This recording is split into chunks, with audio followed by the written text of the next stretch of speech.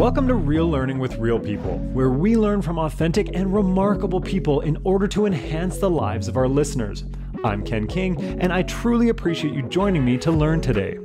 This show was created in order to learn from and connect with people who have great lessons and stories that will positively impact listeners from all walks of life. In these unscripted conversations, we dive into the upbringing of our guests in order to really gain an understanding of their framework for life and who they are. Then we walk alongside them as they show us how that framework has impacted them in what they do. This is intentional because when we understand that who we are and what we do are different, we can really start to see how they are connected to performance, learning, creativity, and inclusivity. Now let's jump in as we chase some real learning from some real people. Before introducing this week's guest, I want to remind everybody that Real Learning with Real People is proudly a member of the Alberta Podcast Network. Check out albertapodcastnetwork.com for more details. This week's guest is a perfect fit for International Women's Day as she's been in service of women for decades. However, as usual on Real Learning with Real People, we separate what Lezlie States, commonly known as Coach Lez, has done from who she is. Yes, she's done some amazing things like being the Vice Commissioner of the Maritime Women's Basketball Association, or founding and operating the Maritime Elite Girls Basketball Academy, and getting a ton of recognition as a community builder and trailblazer. But Coach Lez is also a family woman, raising 3 sons in over 25 years of marriage, and always connecting to each of the young women who've been in her orbit. Coach Lez has a way of creating a high level of psychological safety, which is how I felt comfortable diving into topics such as race and sex in this conversation, in addition to talking about her role with the new Maritime Women's Basketball Association. Let's jump into this engaging conversation with trailblazer Lezlie States. Coach Lez, how are you today? Hi, Ken. How you doing? I'm doing great. Thank you. I'm doing well too, and I'm so excited to talk to you. When I saw the news article about the league originally, it just piqued my interest as a basketball person. But then as I did my research about the league, a little bit on you, then when I saw your bio, I just got more and more interested to hear a little bit about your story and hear about really what you're trying to accomplish out there now. But I want to start with, as we always do on Real Learning with Real People, a little bit about how you grew up and what your early life was like, if you don't mind sharing that. Yeah, no problem. First off, thanks for inviting me to come on and have a chat with you. This is really exciting for me, just sort of getting into all this kind of social media conversations in the last little bit, especially during the COVID. But yeah, I am from Nova Scotia. I was born actually in Portage-la-Prairie, Manitoba, which a lot of people don't realize. Sort of showed up a little earlier than expected. And so I was moved back here to Halifax, Nova Scotia. I was raised by a great family. I was adopted when I was 3 weeks old. And so I was raised by my aunt and uncle and their family, which was amazing. I grew up with 4 brothers. I have 2 other brothers and 2 other sisters that I got to know later in my adult life. And we grew up in a family really that was very inclusive with everybody that was around. My dad was a big sports person. He was a very professional softball player back in the early 40s, 50s, really great player, turned into a level 1 softball referee umpire, and so traveled all over Canada, United States doing that. And then I have my 4 brothers. One is actually right now the head coach for the national women's softball team, and they're heading to the Olympics this year. So my brother Mark Smith is coaching the national women's team. And then I have 3 other brothers. Wade played at St. FX for basketball. And then I have Craig and Thane, who are huge in doing things that they're actually very passionate about in writing and historian. So for me, I was the lone wolf. And if I wanted to do what they were doing, then I just had to, go do what I'm doing and not complain about it when I came home. And so I got really interested in sports very, very early, and love the activity of it, but also love the camaraderie of being around people all the time. They were always older than me. Most of them were always male, but I always got a good connection with them, and they always respected me for being there and not whining. So it really was a good fit for me. Wow, that's already so many different directions that we could just come off that. Not to toot my own horn, but I love that question for the reason that it gets me so much interesting stuff about the person who answers it, and then it makes the challenge trying to figure out exactly what direction I want to go with it for sure. Um, I'm curious. So you mentioned you're adopted, and I think that I want to pull on that thread just a little bit, just because I think that there's some value potentially for our listeners in how that did or maybe didn't affect your life from an early stage. What was in reflection now, looking back on your early days? Did you feel that impacted your life, or is this just kind of more of how life is? Well, it didn't really, I don't feel that really impacted me because my biological mother is part of my family anyway. So I kind of always knew who she was from her early age. And so any family gatherings, it was always the same family, in anything that we did. My biological dad was around a lot when I was growing up. And so it was never something that was hidden or a surprise. I guess for people in our circle, if you knew it, you knew it. If outside of our circle, you didn't. But as I got older, people started to know, because everybody was kind of talking about it. It was just like, you know, people knew people who knew people, and it was like, it was a no big deal. And so I think growing up in that response, what it did for me was it actually gave me some more foundation. It gave me the foundation of the household I was growing up in, and everything that they chose to do and everything that they believed. And then it also gave me some ways to bounce some conversations and questions as I got older off of my biological parents as I grew up and got to know them well. So, I think, in the bigger picture, I'm a better person for it, because I've gotten support from all sides around me.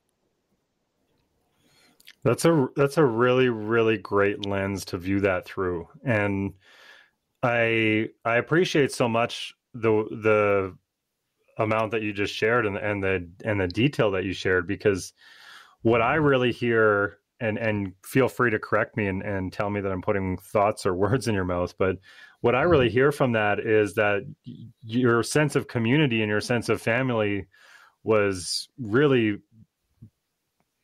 large and strong, and that is what made you the person that you are today.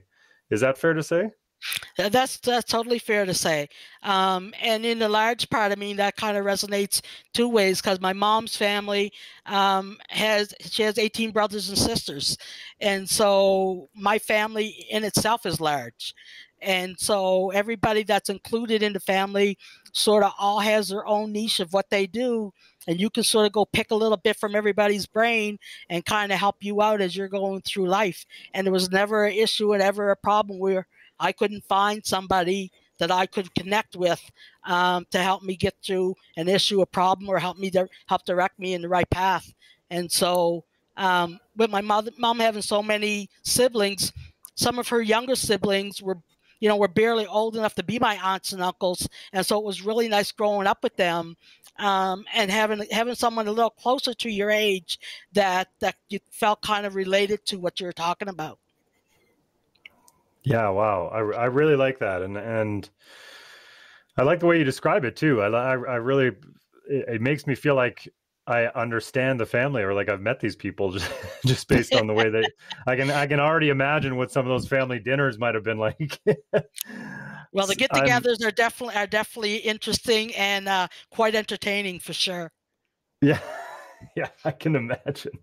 I if you don't mind, and if you do mind, I'm happy to edit this question out. But I want to go backwards to go forwards a little bit, and I'm just curious to go a little bit more deep into your family heritage, where your parents and grandparents, that kind of that. What's the heritage like moving backwards? So my mom's family is from New Glasgow, Nova Scotia here.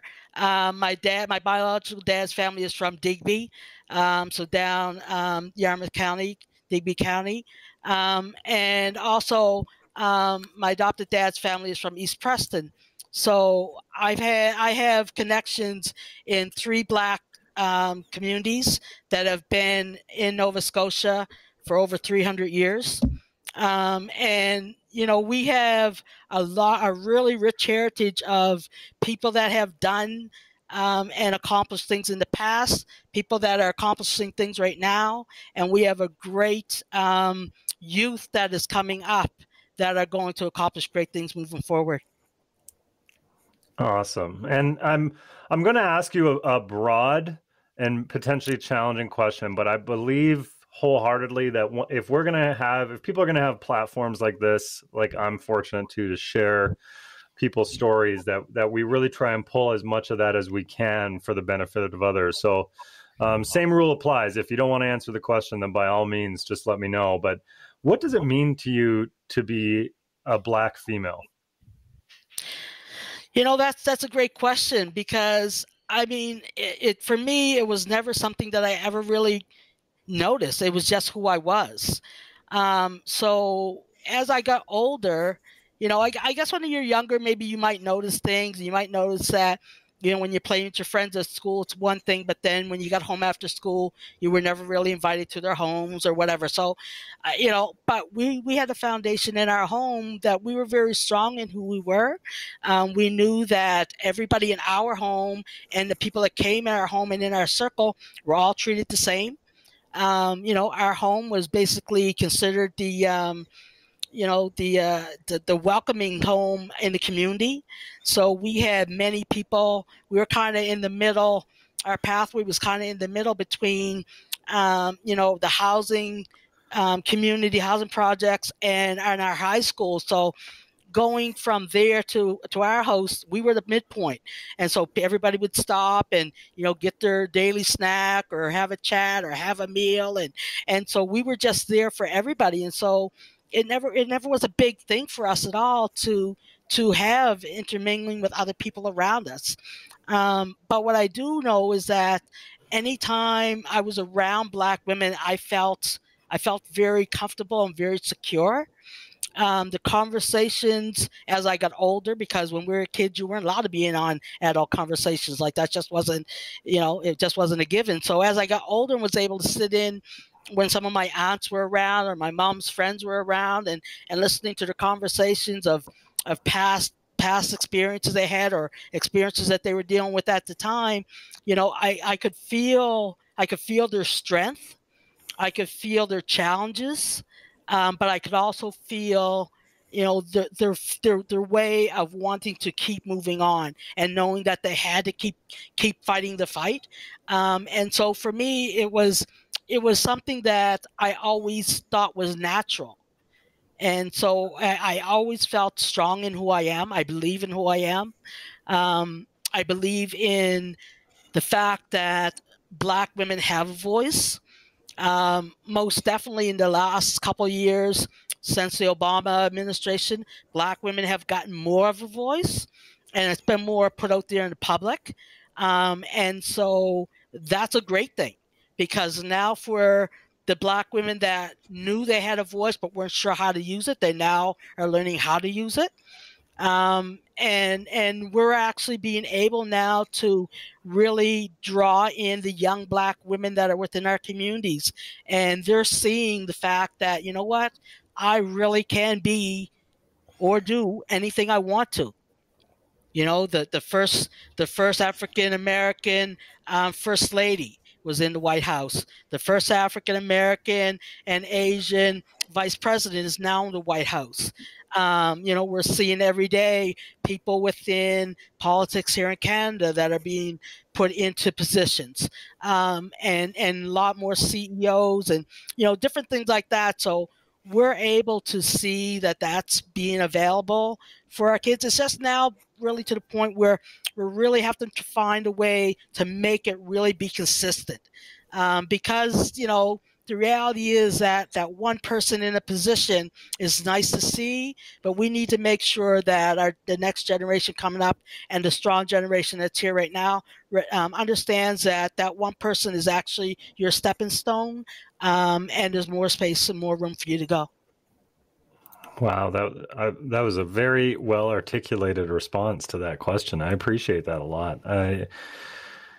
And I want to acknowledge too that it's taken me just a little bit of work to be even comfortable asking that question as a white man. That's something that over the last year, especially, I've really been trying alongside some of the people that I can have open and honest conversations with. A good friend of mine, Clay Pottinger, is the men's basketball coach at UBCO in Kelowna, and we worked together for a long time, and we've had some great conversations. And I also worked with an organization called ULU, based out of Northern Ontario, a group at Laurentian University there, which is where I went to school. They're running some great programming in terms of education around race, both for youth and organizations, including police organizations. And we've had a couple conversations around how one of the most challenging things around the topic, I guess if I'm going to generalize a little bit, is the fear or the discomfort that it causes for those of us that are white to have it, to ask the questions and to learn. Because the stuff that you just said to me, I'm so appreciative of hearing, but if I am not willing to ask the question, I would never get to learn that. No, most definitely. And the reality is, people are and always will be afraid to ask certain questions because, again, like you say, they're hard to either ask it and or hear the answer. And you're never sure on whether you're allowed to cross the line or not cross the line. I'm the kind of person that if I personally have a question to ask, I'm going to ask it. You either can tell me yay or nay, but you're not going to tell me anything if I don't ask it. So I've never been that person to not. Sometimes it might got me in a little bit of trouble. Not really sure.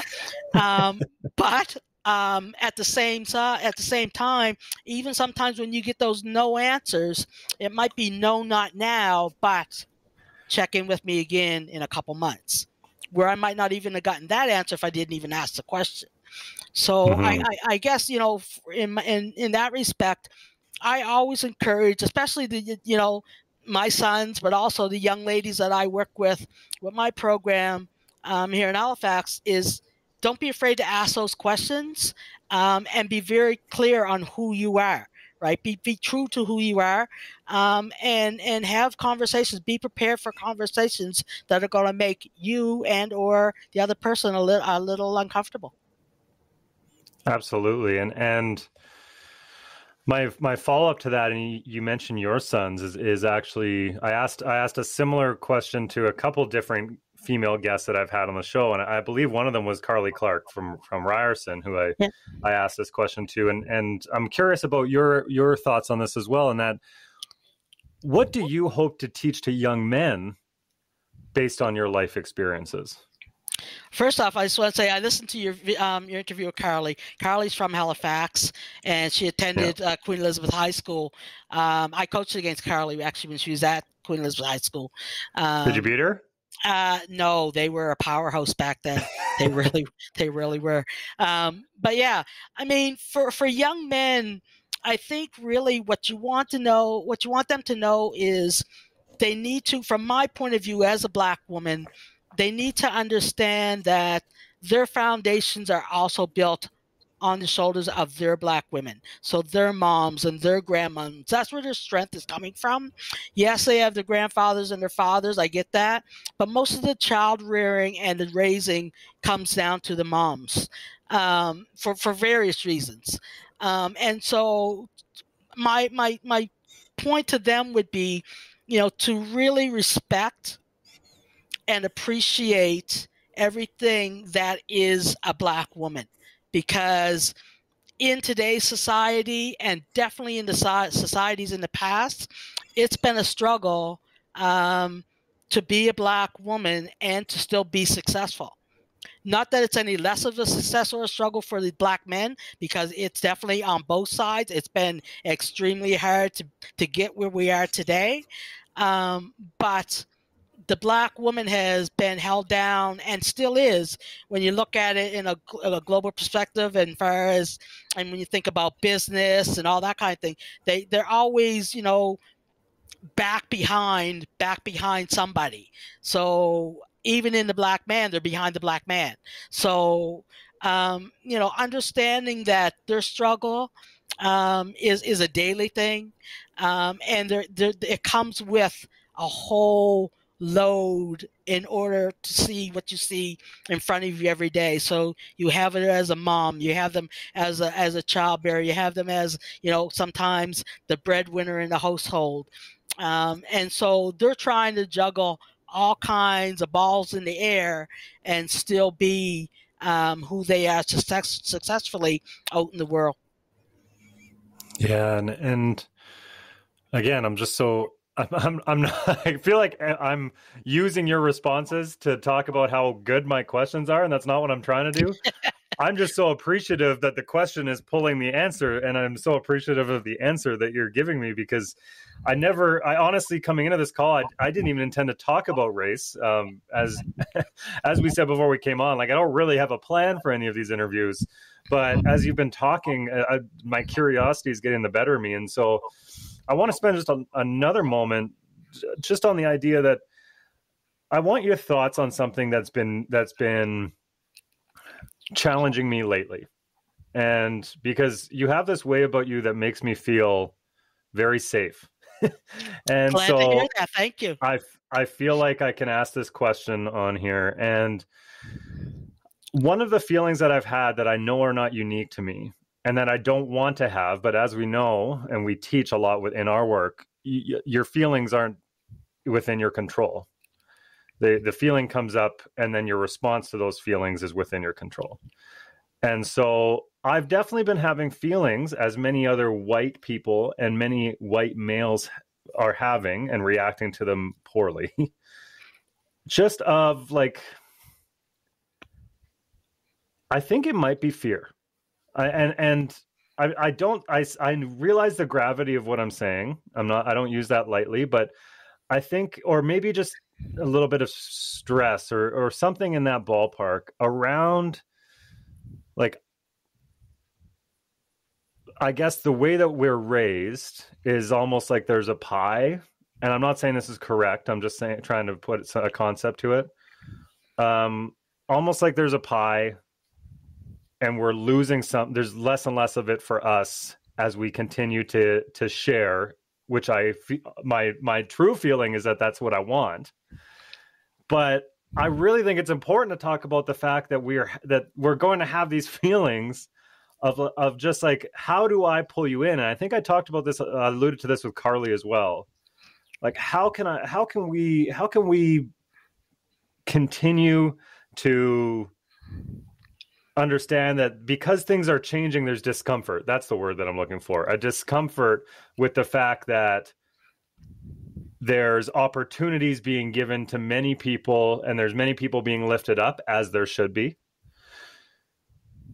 And many times there's this feeling for, especially the white man, of why is everybody else getting these opportunities? Why are these programs being put in place for this race or this gender and not me? And I know the answers to those questions. And like I said, I really just want to have a really vulnerable moment of these feelings happen. And I'm curious about your thoughts of how we can overcome the fact that those feelings are going to happen without the ridiculous ways that people respond to these feelings, with violence and with negativity and that kind of thing. Because I really think that it's important that we acknowledge the fact that white people are going to have these feelings. It doesn't mean that gives them a free pass to be a bad person, but I think that talking about those feelings is important. I'm rambling a little bit, but do you understand what I'm getting at? Yeah, no, totally. You know, and to backtrack a little bit on when you were saying about the feeling uncomfortable about, you know, being able to share that pie, for instance. For And me, by the way, I don't even like my own analogy there. Just to clarify, I don't.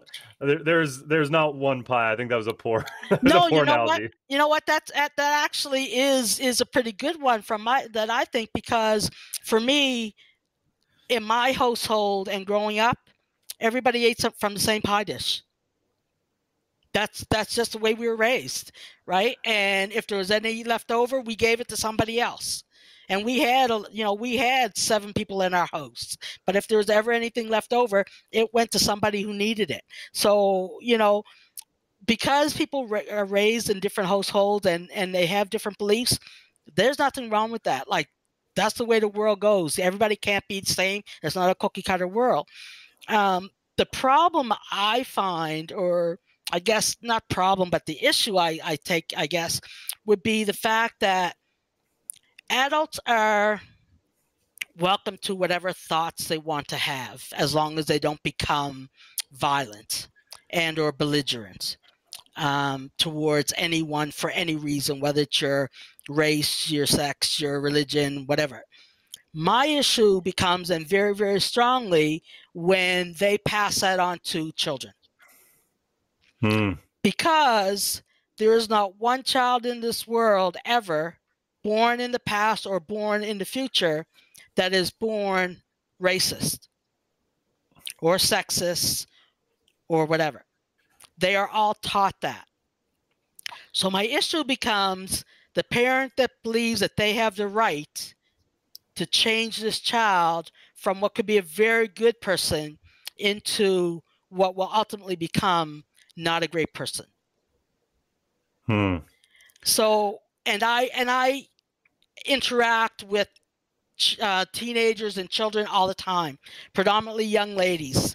You know, my focus is on empowerment, leadership, and education for young ladies, and I do that with my Maritime Elite Girls Basketball Academy, which is a program that does all of that with a foundation of basketball. And so, you know, I guess maybe to what you're saying is, you know, when I started my program, it predominantly was for young ladies of African Nova Scotian descent from marginalized areas in Nova Scotia, and also low income, because I recognized that they were getting the short end of the stick when it came to being able to participate in sports, whether it was because of their color, whether it was because of their social economic background, whether it was because from what community they came from. So I decided that I needed to bridge the gap there a little bit and create a program. Having said that, after I created the program, a lot of the people that wanted access to my program were not African Nova Scotian. They were white people. And I believe that was because they saw the foundation and the vision and the mission of what Mwba was doing, and that they also believed that we needed to get to our kids sooner than later and help them bridge that gap also. We had so many kids here in Nova Scotia that are playing basketball, and so many programs from all over Halifax municipality, that you literally had kids from predominantly affluent white neighborhoods playing against kids from predominantly African Nova Scotian and low-income neighborhoods, who literally were in the stands, the parents in the stands, fighting against each other back and forth while these 9-year-old and 10-year-olds are playing basketball. And having these kids say, you don't like, you hate that particular kid. Well, I can tell you right now, those kids didn't even know where those two communities were at. They had no idea. They had no idea who these kids were. They just knew, they were told, you have to hate the team from that spot. You need to hate the team from that spot. And so, and because they were so racially segregated, it became very clear you weren't hating the kid, you were hating the race. Right? And so, sitting in the stands as a coach on a Saturday morning watching some of these games and watching these parents, it just blew my mind. And so I figured, you know what, let me just switch this up a little bit with my own program, and let me just reach out to everybody in the HRM and see who wanted to come. And so then I started talking to certain parents, parents that I saw in the gyms, wherever they were at. And I would see girls that were playing, and I'd go, why don't you come to tryouts? And they're like, well, we never heard about you. What's this about? And I say, here's my card. Here's our website. This is what we do. We need to bring our kids together. And so it just got to a point where my program was no longer African Nova Scotian dominated. It was many years white dominated. So many years I'd have 10 out of 12 white kids. Other years I'd have, more black kids. But mostly now it's become really, really mixed in a way that it's kind of like a melting pot. We have Muslim kids playing for us. We have Asian kids playing for us. We have kids from HRM and surrounding areas within 2 hours drive from Halifax that come in to play for us. And with that, I believe we've opened the eyes of many young ladies from around the province that wouldn't actually have seen and or met any of these kids any other way. And so now I have players that are on Snapchat and whatever other chat they're doing out there these days with players from communities that they would never have known. They're now best friends. They're going to birthday parties. They're meeting at the mall, like all that kind of stuff that you should be doing as a kid. They are doing it because I threw out a basketball. And for me, that really is what I look for every week when I go to practice. It's like, okay, who's in the gym? Okay, now, let's do this. But let's do this in a way that it's going to help develop you as a young lady. It's going to challenge you as a young lady, but for sure it's going to be a challenge to walk into a gym and see people you've never known before, and to see religions and hear about religions you've never known before, and races that you've never known before. It's a challenge for everybody, including myself. But at the same time, I welcome it and I cherish it. And I know that within that, good things are going to happen with these young ladies every year. Every year might be a different group, but every year I know good things are going to happen with every one of them as they move on. I don't know if that answers your question.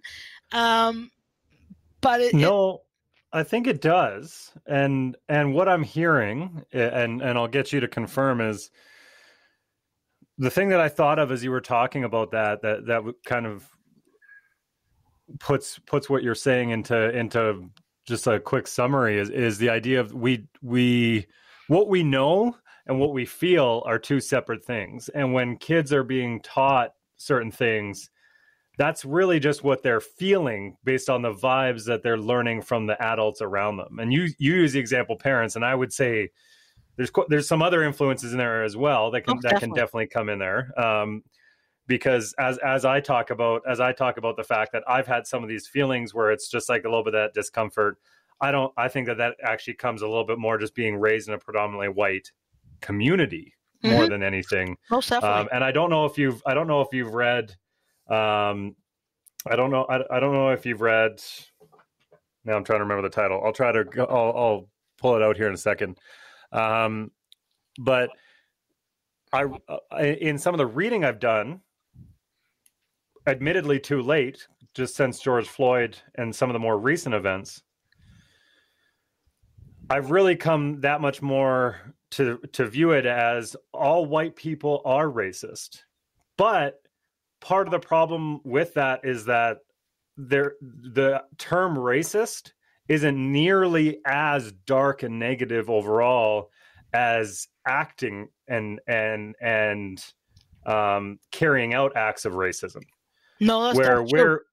We're socialized to be seeing the world through a predominantly white lens, where certain things, why would somebody make a big deal out of this challenge? It's not even a challenge. It's like, well, that's a great way to look at it through my white lens.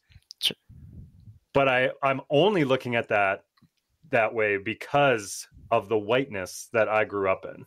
Yeah, and that's where And the white privilege comes from, right? exactly, Like exactly. being able to, even some of the comments that people are making, they can only be made because of the white privilege that they are allotted. So Absolutely. if you're not even allowed, like I'm not allowed that privilege, so I can't make those comments.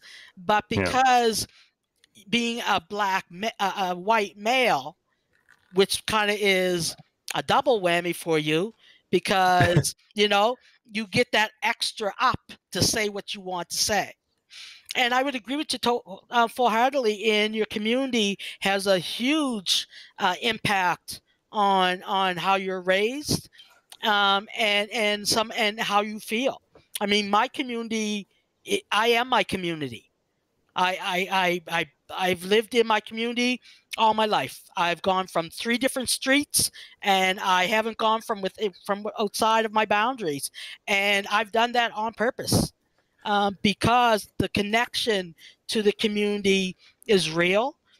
When I was growing up, people laugh about it, but I mean, the reality is absolutely any senior or mature person in the community was my parent when I stepped out of my house. And so if I was spoken to for one way or another from any of the people, I needed to accept them as my parent at that point and do what Hmm. they said, and be guaranteed if I didn't, by the time I got home, my parents already knew it. And so my generation, we were raised like that. So our Yeah. community was our parents, the whole community.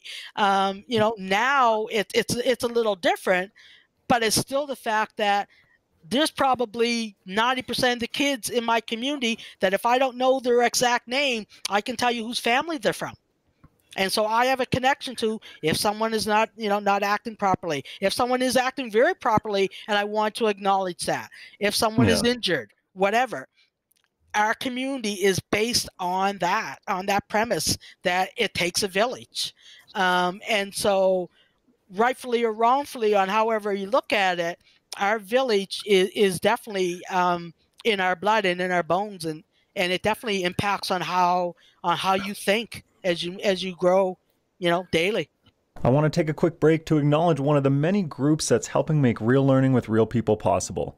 This episode of Real Learning with Real People is brought to you by the Calgary Foundation, proudly supporting community needs for 65 years. Whether someone is battling depression, fleeing domestic abuse, or worried about putting food on the table, it's times like these that inspire people to help others during a period of unprecedented needs. The Calgary Foundation is here to help.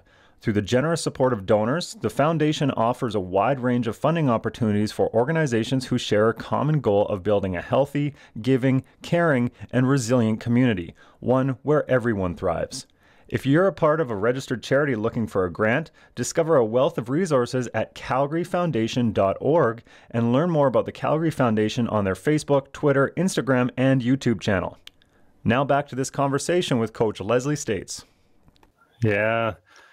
And I see that now even from the other side of the coin where, and I'm sure you've experienced some of these moments as well, where I've seen some moments where maybe the parents have views of whatever angle that are not oriented towards equity and equality and positivity.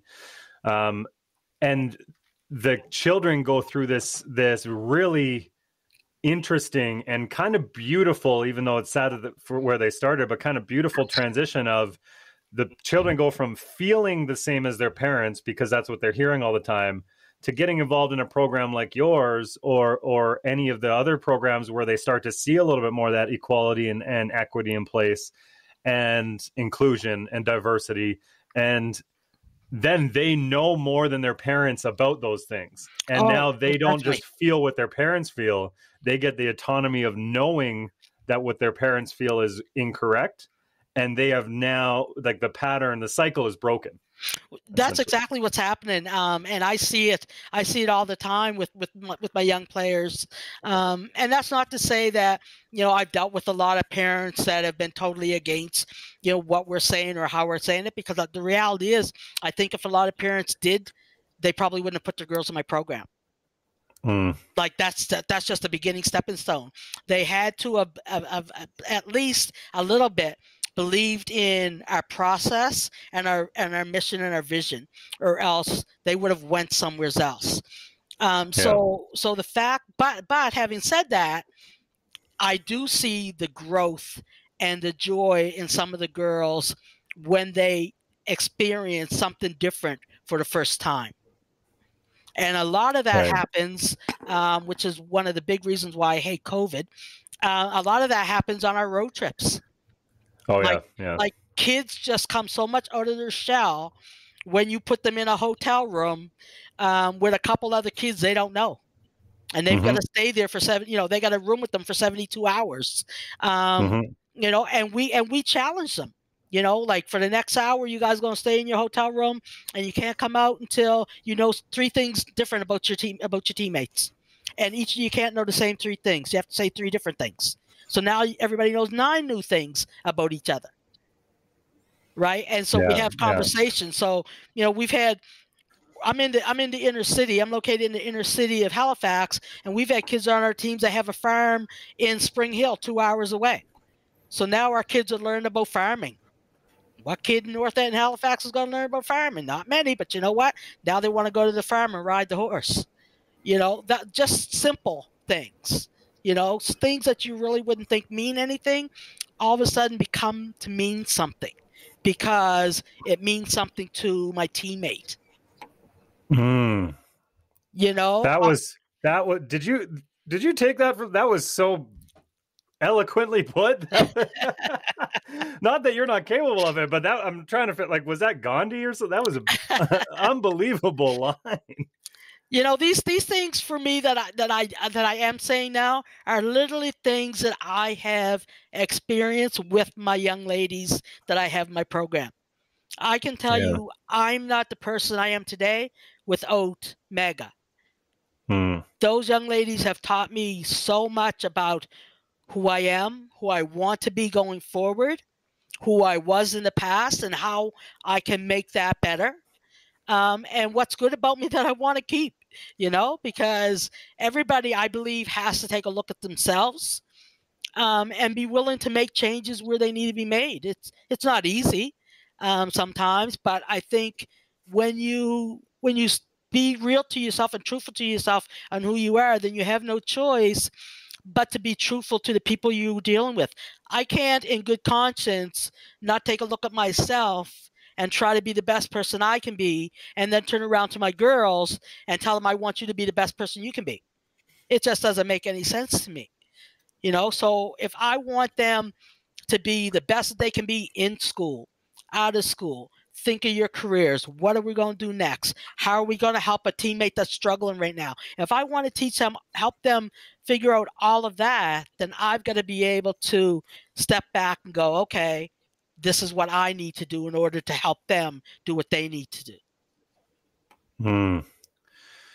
Yeah, like I said, that I just think your perspective is so valuable, and it's so nice to hear it put honestly from a basketball perspective, because I'm a basketball guy. So I love that it's all connecting back to that. But I appreciate you so much for the framework and the lens that you approach that with. And thank you so much for being so vulnerable and authentic with me about my questions, because we talked for about 20 minutes and I immediately was like, I'm going to ask these questions. I'm ready to go. Before we wrap up, I do want to talk to you about the Maritime Women's Basketball Association. I want to learn about it. I want to be involved in it. I'm so intrigued by it. And I've never been, I went to nationals once with our Alberta provincial team in Fredericton, but I've never been to the Maritimes beside that. But I have so many friends, family connections to there, and I'm just so intrigued about what you're doing. So you mentioned earlier that you implied earlier, I should say, that you're pretty mission driven. And when you talk about Mwba and your work with the young athletes, you had a goal, you had a mission and a vision, and you've really just kind of set yourself on that heading and been making positive impact on that for a long time now because of that. Can you tell me a little bit about the mission and the vision and what is hoping to be accomplished with the Maritime Women's Basketball Association? Yeah, well, first off, I will tell you that you are always welcome to come back to the Maritimes anytime. We are amazing people down here, all four of the provinces, and we love having visitors. So not come now on. though. You don't love them. You don't love them right now. Yeah, no, we're not loving you fellas on the other side of New Brunswick right now, but that's okay. Good. I think good days are about to be coming. But so the Maritime Women's Basketball Association, MWBA, is actually the brainchild of Brad James. He was a former executive director of Basketball New Brunswick. And so over the last year and a half, he's had some thoughts and ideas about wanting to create a program, a league for high-level elite women basketball players so that they can still play beyond their university career. The reality is we know that even if you look all the way across Canada, that probably 90% of elite women coming out of university in their fifth year, only about 10% are going overseas to play and continue their careers. When you look at the full number of everybody that's out there, there are quite a few that have gone. They've done really, really well, but the majority of the women don't have anywhere to play afterwards. And especially here on the Atlantic coast, they didn't have anywhere. And we have less number going pro than probably the rest of the country. So again, it's a very small number of women that have gone on to play pro after the university careers. So he wanted to create a league that would allow them to continue to play at a very high level. And so after all of his legwork and talking to all the basketball minds across the country, whether it be Basketball Canada or the owners of the EBCL and CEBL and all those kind of leagues, the men's leagues and that are out there, he thought, you know what, we can do this here on the East Coast. And so our focus is a couple things. One, we want to make sure that there's a place for the women to play after the career, university career is over. So that's 4 or 5 years. The other thing is we want to be able to allow the players that are still in university at a very high level to continue their training. So you're finishing school, your exams in April, early April. So middle April, end of April, this league is starting. It's going to the end of June, extra 6 weeks. And you can continue that on before you go home for the summer to wherever home is. So that gives them a chance to continue and play against some high level.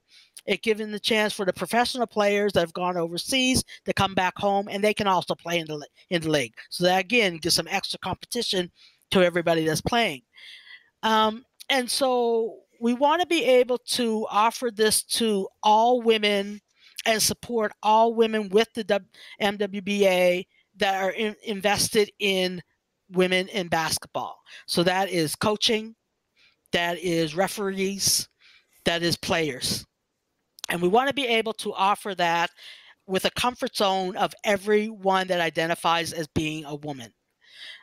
So what we do is we're planning on using that platform of our league to support the women that are out there so that they recognize and they understand that, you know what, you are welcome here. You can continue to play at a high level. You don't have to leave home in order to do that, because many women can't leave for various reasons, not necessarily because they weren't drafted or asked to go, but there's many reasons why people can't leave and go. And so we want to give them that opportunity to stay home. But we're also using the MWBA as a platform to support all women out there. And so whether that is recognizing and supporting the Black Lives Matter movement, whether that is supporting the 2S LGBTQ community, whether that's supporting the Save Our Sisters and violence against women. So we're putting it out there to every female athlete at the post-secondary level that wants to play in this league, to contact us and register. And we want to be able to give them a place that they can feel welcome, and be able to continue to play the sport that they love. Yeah, that's and I love the organizations that you mentioned, and I think more importantly, the ideals that you just mentioned being involved is so key. And there's just so many good people involved, and I'm not just kissing your butt. I met Brad. I don't know him really well, but I've met him through the basketball circles. I believe. Did I see that Tyler Slip is also involved? Tyler Slip. I'm pretty sure Tyler is, I want to say, our roster coordinator. Okay. There's so many names that are attached to it now. I'm trying to figure out who belongs to what. But we have Tasia McKenna, who is the technical director at Basketball Nova Scotia right now. We have Leanna Osei, who's the head coach at St. FX Women's Basketball, that's working with us. We have Tracy Jones Grant, who is the Halifax Regional Municipality Inclusion Equity Officer. Awesome. So we have a lot of people involved with us right now that we want to make sure that everything that we actually want to do, we have someone in place to help make sure we're doing it right. There's no sense in saying we want to do this, that, and the other thing, and then we don't have any people to tell us, how we need to maneuver around that, what kind of protocols, policies, what we need to do in order to make that right. And so we need people to help us make this league the best it can be. And so we thought we've done a pretty good job in legwork to funnel all these people and find who they are. And so far we've hit the ground running real hard. And things are starting to come together. Right now we have 6 franchises that are committed. We have 3 in New Brunswick, St. John, Moncton, and Fredericton. And we have 3 in Nova Scotia, 2 out of Halifax, and 1 out of Windsor, just outside of Halifax. So right now we our goal date is for April of 2022 to start the league. And we are moving forward every day, a little bit further every day, and ready to make this happen. Yeah, that's so awesome. And I spent 6 years coaching, 7 years, I guess, coaching basketball at the college and university level on the women's side in Alberta. And as you know, with basketball both being a late specialization sport, and then the fact that most female athletes are physically and emotionally and mentally maturing later, their capacity to play at a high level late in life, that they're hitting all those markers earlier, their capacity to play at a high level later in life is super high. Like we had a couple athletes play for me at Red Deer College, one in particular I think she's 29 now, and she's still playing. She played pro in Denmark before she came to Canada to play with us. She's back in Denmark now playing pro again. And there's just so much opportunity for female athletes, especially in basketball, to be able to keep their game, grow their game after that 18 to 23, 24 age. It's like this just fills such an obvious gap.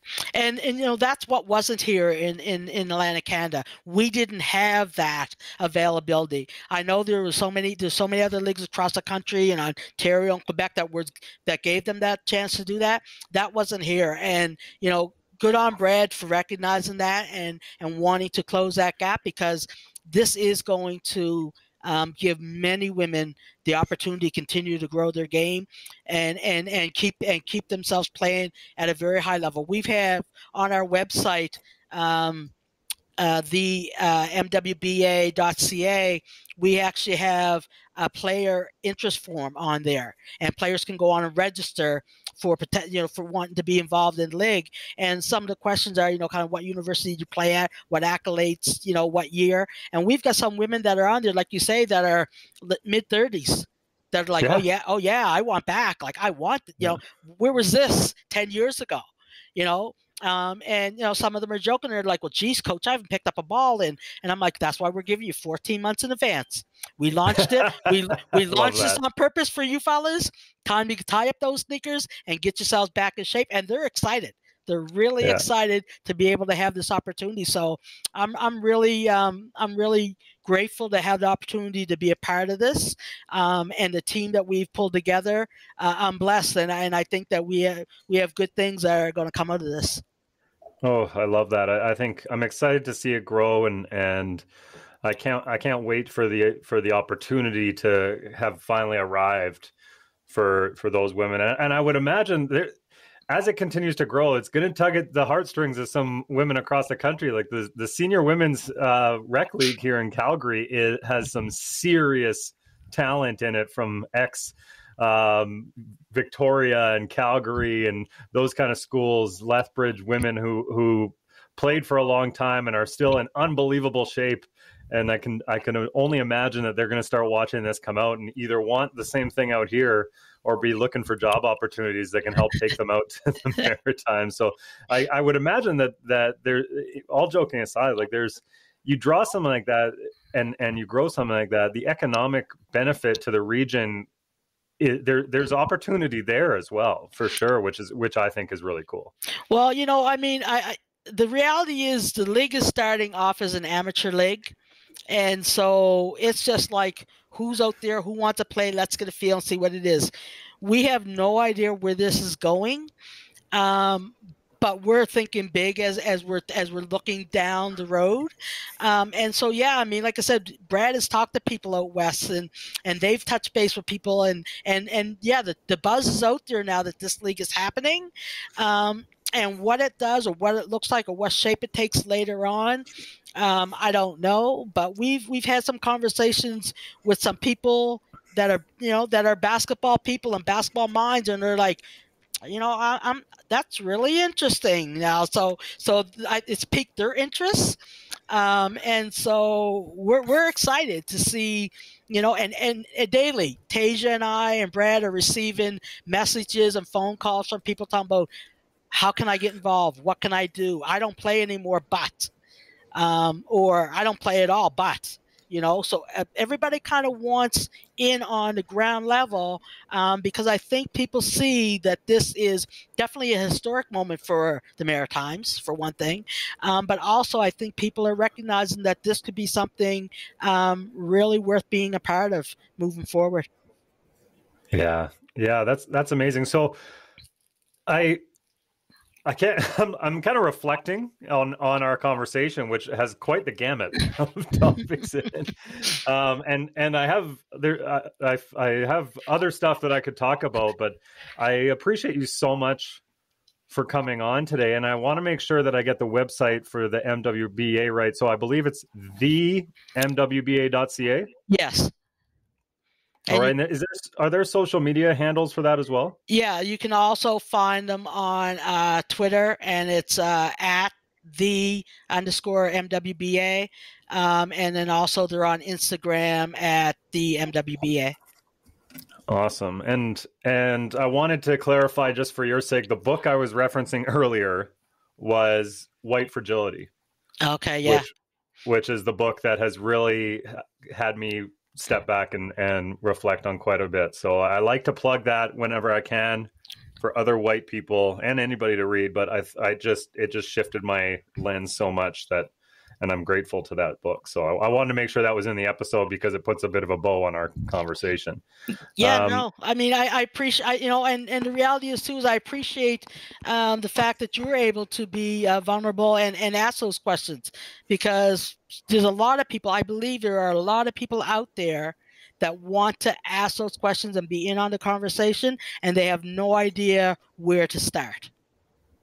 And that's unfortunate, because those are the people that we want to be in on the conversations, because they do recognize that there is some wrong, and they do recognize that they want to find out what is the right and how to be in on what's right.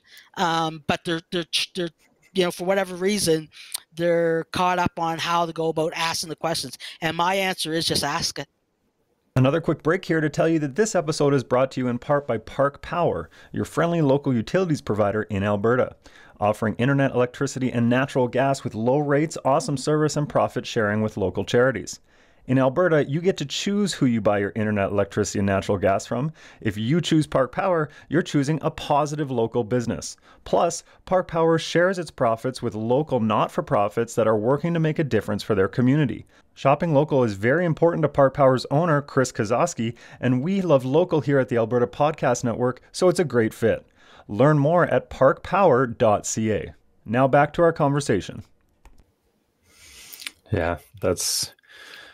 And again, I already touted you for this, but you create that, and I think that it is a bit of a two-way street. You create the environment and that safe space and or at least that comfort level, so that you can add in a little bit of discomfort with some asking and that kind of thing. And I appreciate that. Now, is there somewhere that you'd like to direct people to follow you or pay attention to things that you're up to, Mwba, that kind of thing? Yeah, I mean, we are on Facebook, Maritime Elite Girls Basketball Academy. Our website is also www.megabasketball.ca. And you can reach out to me if you want to contact me personally, Coach Lez at megabasketball.ca. We're on Twitter and we're also on Instagram. And it's both the Maritime Elite Basketball, Mwba Basketball. Awesome. Yeah. So. All right. Well, thank you so much for being here today. I appreciate the conversation that you were willing to have, and I'm so excited about what you're doing. And once we hit record here, honestly, I'm going to try and talk to you for another 10 minutes and figure out some ways that we can work together. So thank you so much, Lezlie. I appreciate it a ton. Thank you very much. I really appreciate you asking me to come on and have a chat, and it's been a great conversation. I really enjoyed it. Yeah, and in spite of the fact that we're not recording video anymore, thank you so much. I want everybody to know that Lezlie did her hair, and she. I want to make sure that gets some love. Yeah, even though it's just the audio track. Take care, Lezlie. Thanks. Make sure you subscribe wherever you get podcasts or to this YouTube channel to hear our weekly episodes.